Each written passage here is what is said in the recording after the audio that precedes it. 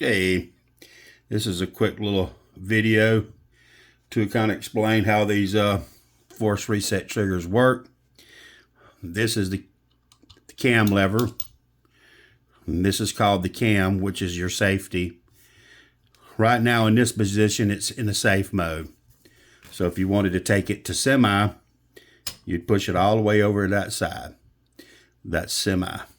And then if you want it in a force reset mode, you'd push it to where it's sticking out on both sides. As you can see, it's sticking out on both sides. That's force reset. And that's safe. Now the parts you're going to change on this are going to be your trigger, your safety, and the safety detent. This is the part here that does the force reset. Basically, every time your full auto bolt carrier group goes back and forth, this arm is moving with it and doing the reset. This part replaces your safety. We call that the cam. And that's the cam lever.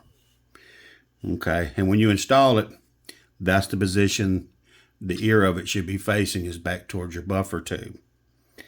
So when you receive your kit, you're going to have these parts in it.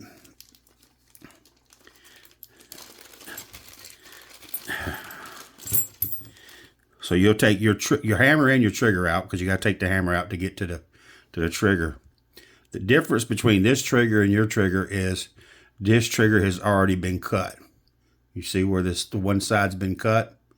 That's so it can interface with the cam. Okay, and then the other side over here, it's just been rounded off. But on this side, it's been cut, as you can see. All right, and this is the cam. When you go to put the cam in, you start from the left side,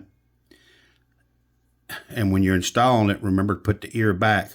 You'll stick it inside the lower receiver just a little bit, because you got to be able to stick this down in there, and then you'll push that into that channel, then you'll push it all the way in. Okay.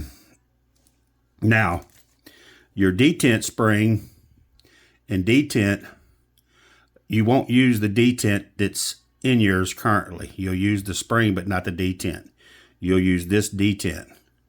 Now, this detent here, when you install it, make sure you put the rounded end in first, the rounded end. Make sure it looks like it's rounded off, and then you stick that in first, so that way the flat side is sticking up, so your spring can push against it.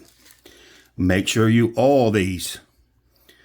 Make sure everything's oiled really good when you put it all together.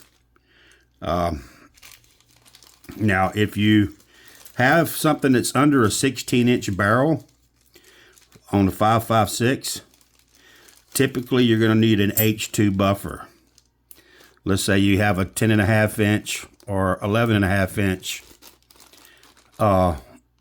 barrel, and you're running it with a suppressor. You may need a H3, you may not. But typically for these to run on a 16-inch or under barrel length, you're going to have an H2. Now, it depends on the rifle, the manufacturer. Sometimes a 16-inch will run with an H1 buffer weight. So, but this is what's included in the kit. These are the parts you're going to use to replace the parts that are in your kit. It's very simple to do. It's not that hard at all. Matter of fact, the only thing that I think most people have a problem with reinstalling is the hammer. Trigger's fairly easy. Safety's easy. Of course, the detent, you're just dropping the rounded end in first. Can't think of anything else to give a quick demonstration of or explanation, but just remember, when you install it, it needs to look like that, with that ear pointing back towards your buffer. That's it.